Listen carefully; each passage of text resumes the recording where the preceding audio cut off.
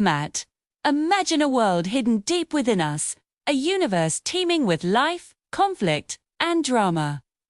This isn't science fiction. It's the microscopic battlefield inside your own body. But what happens when the enemy isn't just a simple germ, but a kaiju-sized monster?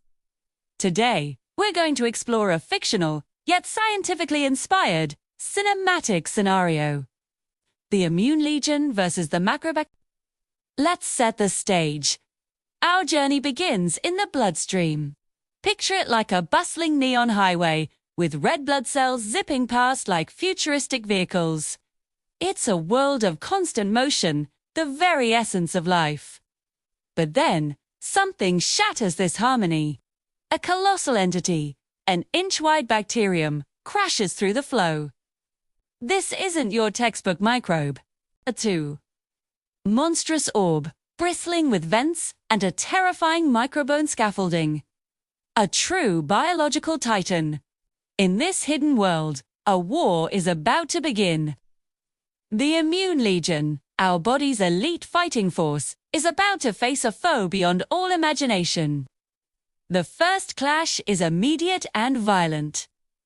The immune system's first responders, the neutrophils, are on the scene. Think of them as the frontline infantry. Their captain, a seasoned warrior, rallies the troops. They form ranks, a swarm of glowing white cells, and charge headfirst into the fray. They unleash their primary weapons, enzyme grenades. These are powerful chemical packets designed to dissolve invaders. Explosions of cellular energy splash against the bacterium's wall, but they do nothing. The monster is unfazed. Then, a voice booms through the biological landscape, a deep, resonant sound that vibrates through the very fluid of life. It's the macrobacterium. It scoffs at the neutrophils' attack, its voice dripping with arrogance. It declares that their weapons are mere dust against its fortress. It calls itself the Storm, an unstoppable force. Panic begins to ripple through the neutrophil ranks. Here, a young soldier cries out to his captain, stating the obvious but terrifying truth: it's too big. Their fundamental strategy, to engulf and digest invaders, is useless against a creature of this scale. They simply can't surround it. The first wave has failed, but the immune system is a multi-layered defense force. When the first line falters, reinforcements are called in. Rolling onto the battlefield like biological tanks are the macrophages. These are the heavy hitters, larger and more powerful than the neutrophils. They begin firing cytokine flares, signaling molecules that act as beacons, calling more specialized units to the fight. And soon, they arrive. Descending from the cellular ether are the T cells and B cells, the special forces of the immune army.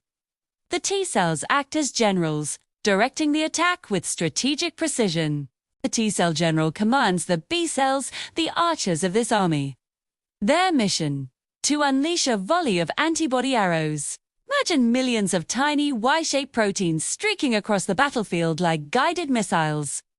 Their goal isn't to destroy the bacterium directly, but to tag it for destruction, a process called opsonization. They stick to the monster's hide, covering its surface.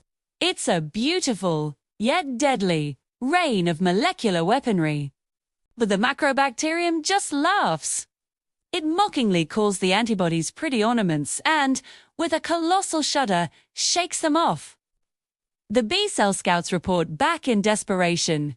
The antibodies aren't piercing its armor. The combined arms assault is failing. With the conventional forces in disarray, it's time for the last stand. The most aggressive and ruthless soldiers of the immune system enter the battle. The natural killer cells, or NK cells. They are the assassins, the berserkers. They don't need orders or prior sensitization. They see a threat, and they eliminate it. The NK cells ignite their ultimate weapons, perforin beams. They fire blinding lances of pure destructive light, proteins designed to punch holes directly into the enemy's membrane. The NK leader roars a command to focus fire, to concentrate all their power on a single point to tear the behemoth down. For a moment, it seems to work. The concentrated beams hit their mark, and the macrobacterium staggers. A cheer might have gone up from the immune legion, but it's short-lived. The monster steadies itself, its rage now fully unleashed.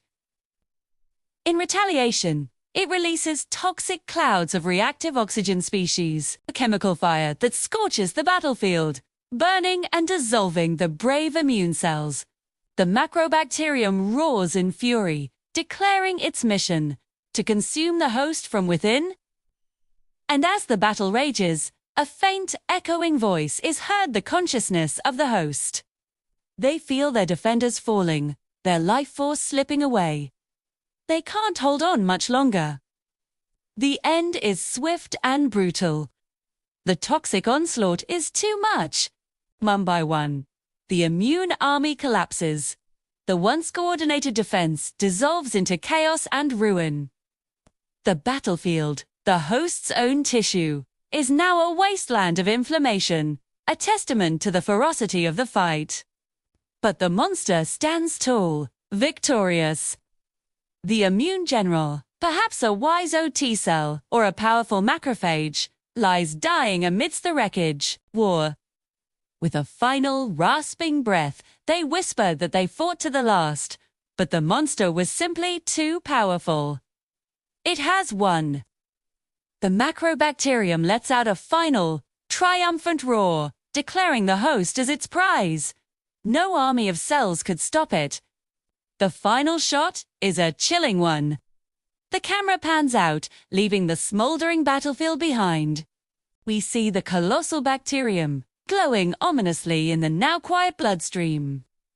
It has become the new, terrifying ruler of this inner world.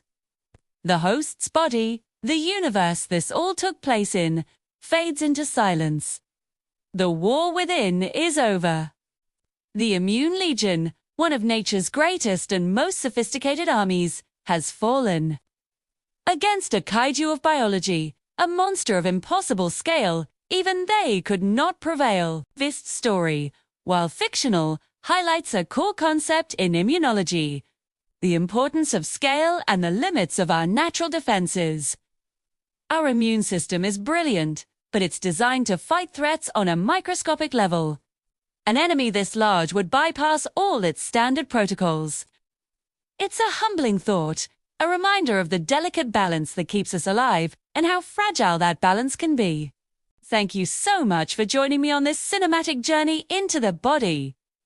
If you enjoyed this blend of science and storytelling, make sure to like this video, subscribe to the channel, and hit that notification bell so you don't miss our next deep dive. What other biological battles would you like to see? Let me know in the comments below. Stay curious, and see you next time.